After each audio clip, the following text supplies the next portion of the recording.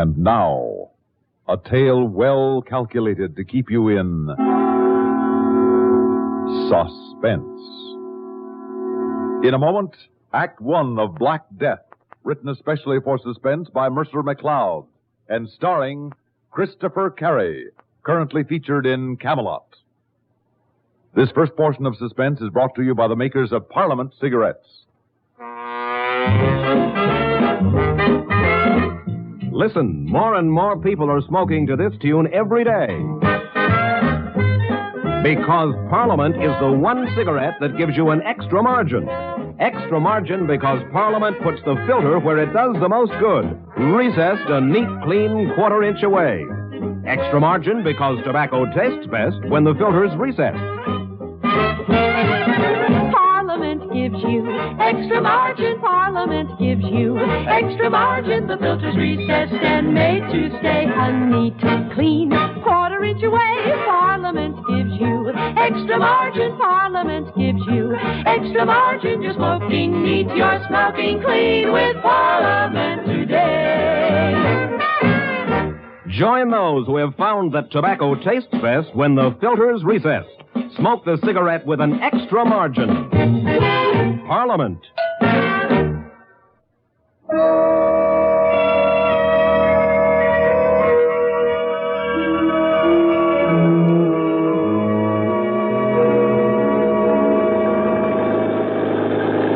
I can hardly see a thing, Charles.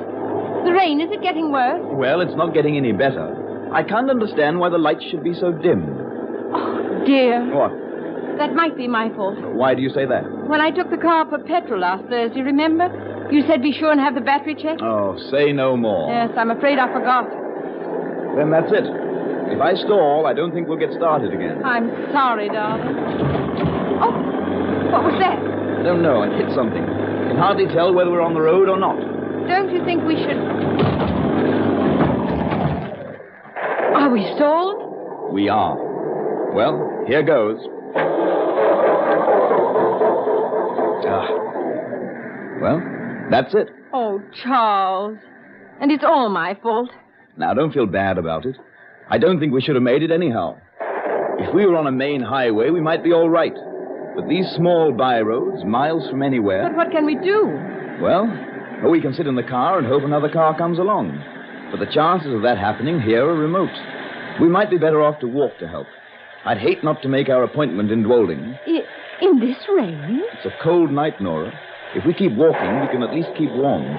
We're almost certain to find a farmhouse or something. Are you game? Well, I think I am. Well, then bundle up and let's get on with it, old girl. Right.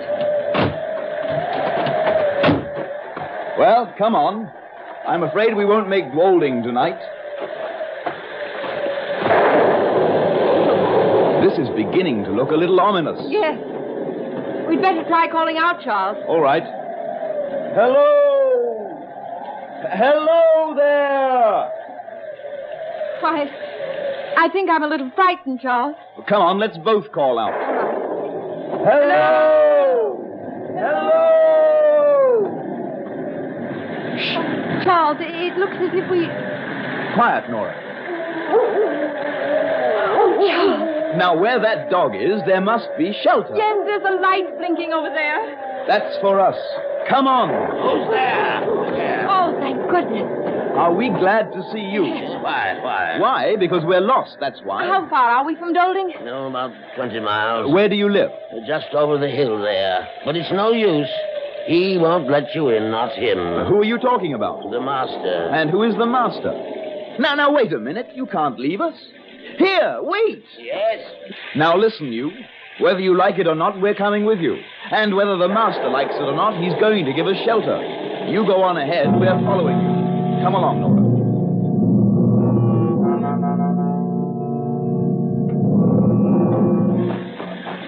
Oh, look, Charles. It's a huge, forbidding house.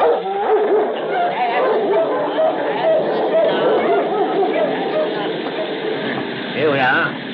What little good it'll do you. Here, take this for your trouble. Hold this light when I find the key. All right. We'll be inside soon, Nora. Yes. And don't say that I let you in. Now, go straight to that second door past the staircase. Thanks.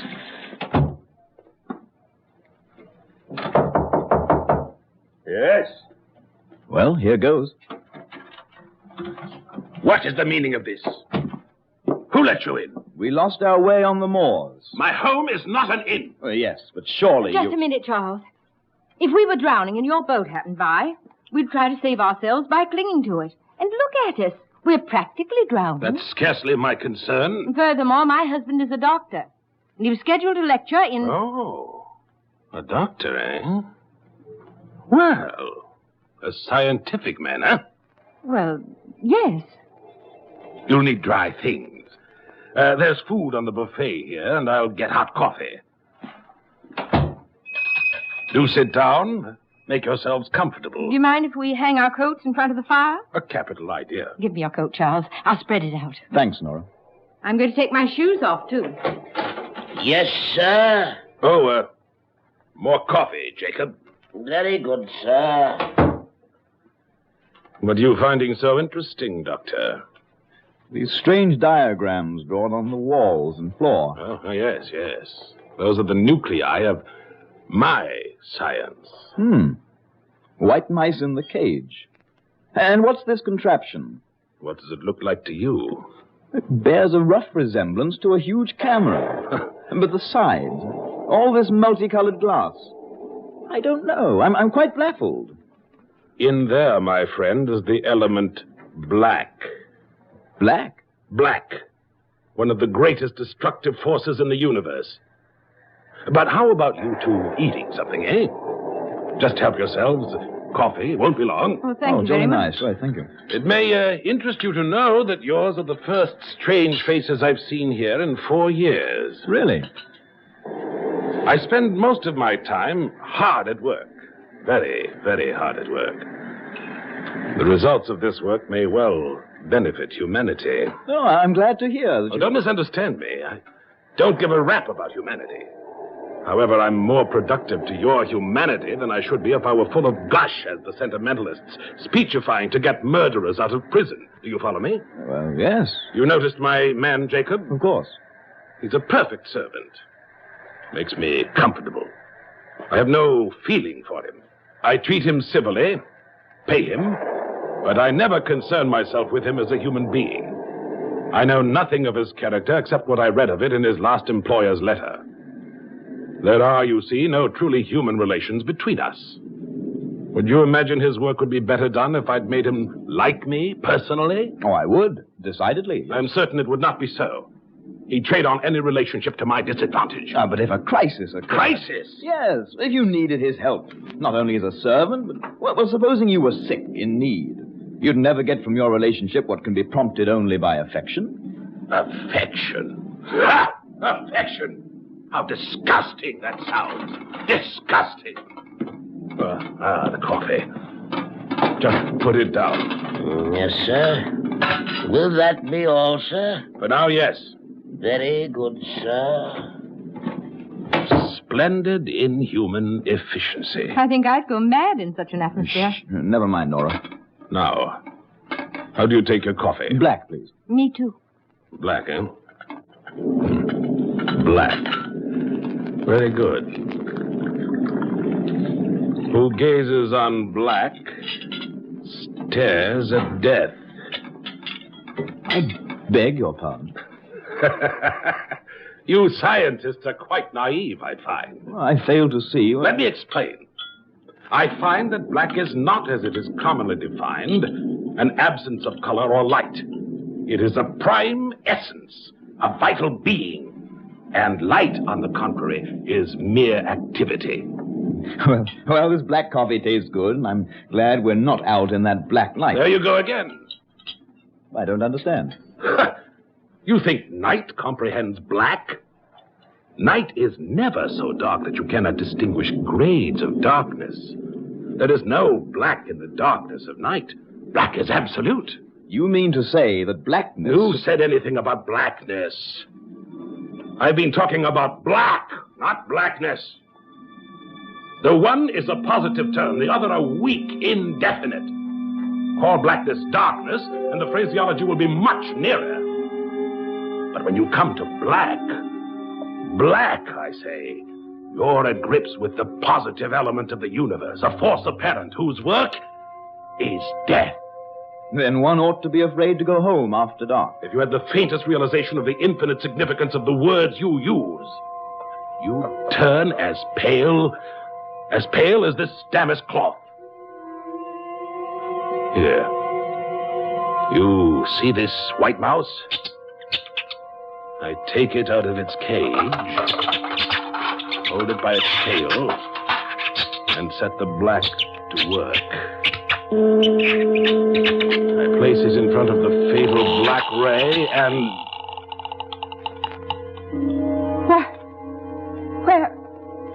Where did it go? It vanished. Exactly, it vanished. And you, Doctor, what do you have to say? I believe I saw something like that years ago at the Palace Theater in New York. You stupid man of science! I'll show you. Jacob! Palace Theater in New York, eh?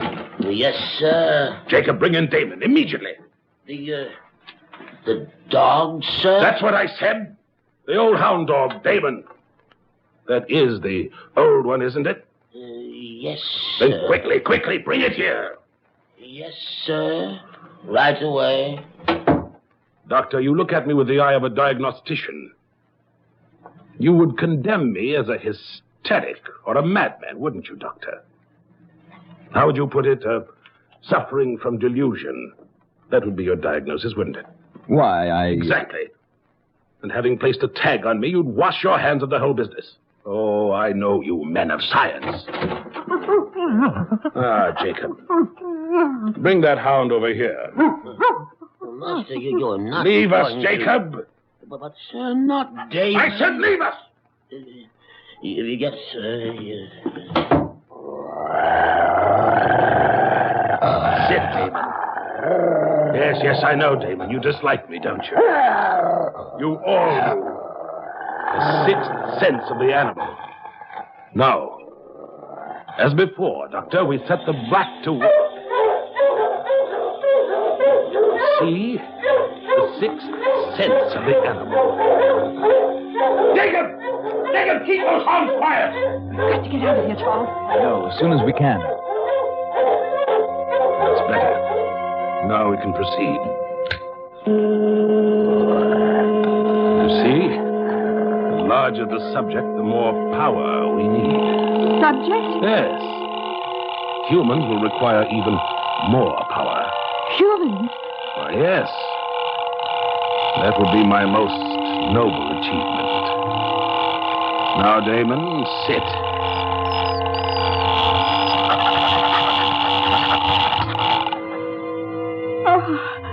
I think I'm going to be sick. Hold on, Nora. Now, Doctor, did you see that at the Palace Theater?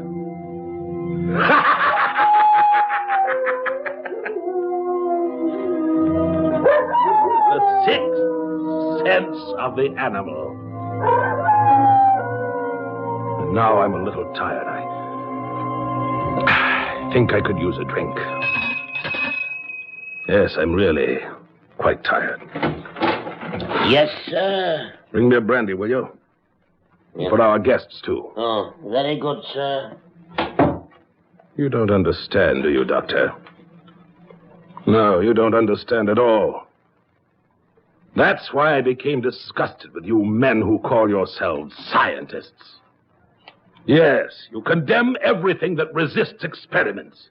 You reject as false any theory which cannot be proved in the laboratory or the dissecting room. You refuse even to consider my findings in regard to apparitions. Apparition? Ghosts, if you like.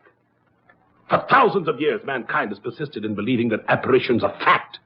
But mention them to you scientists. But there's never been conclusive proof! If I were to tell you that for 23 years I have been investigating the supernatural, and that I know, past all doubt, that ghosts, apparitions, and supernatural beings exist, what would you think? Huh? That I have lost my mind? Well, Unless, of course, you could show me an apparition or some supernatural Show occurrence. me! Show me! Proof, proof, proof! The brandy, sir. All right, put it down. The storm is over, sir. Has it now? Has it? Yes, sir. Nora, did you hear that? The storm. It's over. Yes, I heard. I think we should get out of here as quickly as we can. Oh, so do I. Take a good swig of brandy. It'll help. I did. I don't know how you feel, but I'm ready for that 20-mile walk to Dwolding. Those 2 demonstrations have convinced me. Darling, I'm ready. Dwolding, did you say? Yes. Why walk? I don't follow you. Why not take the local? The local? Yes, Do you mean local train? of course. I didn't know there was one. Just one a day. It carries mostly freight. Just one passenger coach. About a mile from here. 11:10. I'll show you the way. Oh, this is splendid, Charles. You'll be able to give your lecture after all. Scientific lecture? Well, sort of, yes. With proof, Doctor? Of course. You know, 17 years ago, I ran away from you scientific fellows and your proof. It seems funny that one should walk in on me tonight. Oh, you and your proof. You think I'm a little mad, don't you, Doctor? Well, I shouldn't say that, sir. I'll get our coat.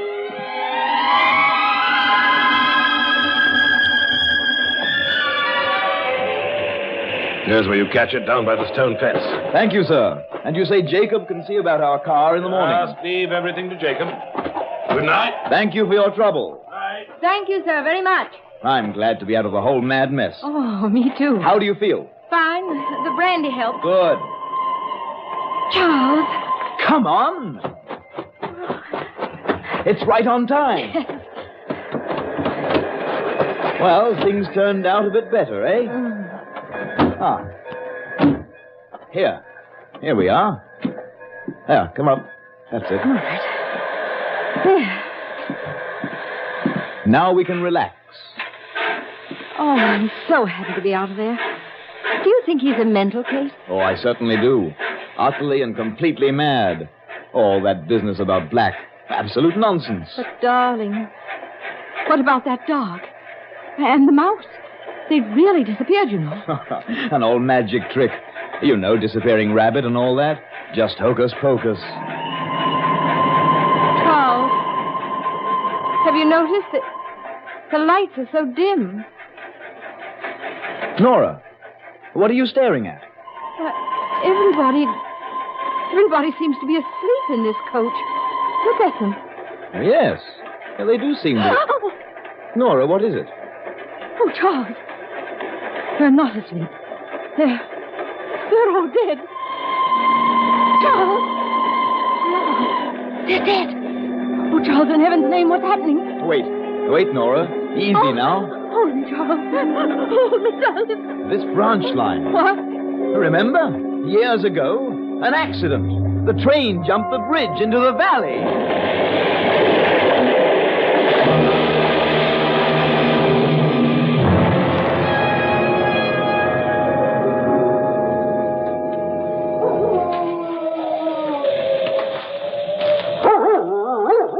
Over here, sir. Yes, Jacob? Over here.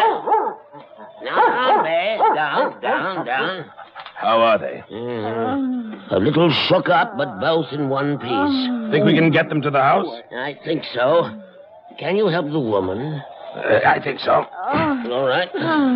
Up we go now. There. Now, can you walk? Yes. That's the way. Now, off we go. There. That feels better, doesn't it? Here, have another sip. You too, sir. You all right, Nora? Yes. Where are we? We are in the sunroom of the master's house. Back here again? Yes, you're both very lucky. Bruised and shook up a bit. Could have been lots worse. Am I dreaming all this? And what about that train? That's what you were ranting about when I brought you in. There was no train. There's no line there. Hasn't been one for years. There was a bad accident there years ago. Train jumped the bridge into the valley. Hasn't been used since. But you and your wife were in that accident. I brought it back to demonstrate another power of black. Doctor, listen carefully. I made it happen again. Remember what I said about my findings regarding apparitions? Well, what do you think now? And now, if you'll excuse me... Now what's going on? Couldn't tell you, sir. I've long since given up trying to understand the master. Well, you're both looking much better. Let me pour you some more brandy. We'll both feel much better when we can be on our way. Here you are. Thank you. Oh, I'm dreadfully tired, Charles. What's he doing with that contraption now? Don't know, sir. He said something about his most noble achievement. What? Charles, he means humans. Listen, Jacob. We've got to get out of here, and quickly, you understand? I cannot go against the master's orders. Jacob, I want to start with a dog. Bring me one of the older hounds. Jacob! Jacob! Yes, sir. A dog. You heard what I said, Jacob. We've got to get out of here. I think we'd all better get out. Follow me. Come along, Nora. Where are we going? Any place as long as it's away from here. He wants a dog. I'll get him a dog. Follow me down this corridor. He shall have a dog, all right. Charles, what's happening to us? I don't know yet. Now stand to the side of the door. I'm going to open this cage. They won't harm you. They won't even see you. Now, down there. Down there. Jacob!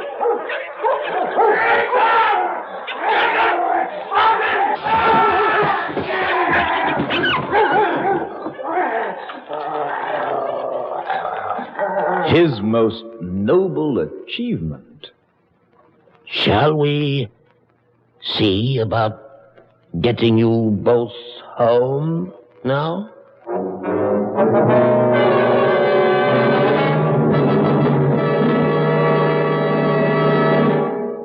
Suspense. You've been listening to Black Death, written especially for Suspense by Mercer MacLeod, and starring Christopher Cary, currently featured in Camelot. So long. Have a nice trip. Don't forget your phone. Planning your vacation or a weekend trip? Well, long distance can be a big help. You decide where you want to go, then just pick up your phone and call ahead for reservations. Make sure of a good place to stay. And while you're away, it's so easy to keep in touch with home by telephone. Well, have a good trip, and don't forget to phone.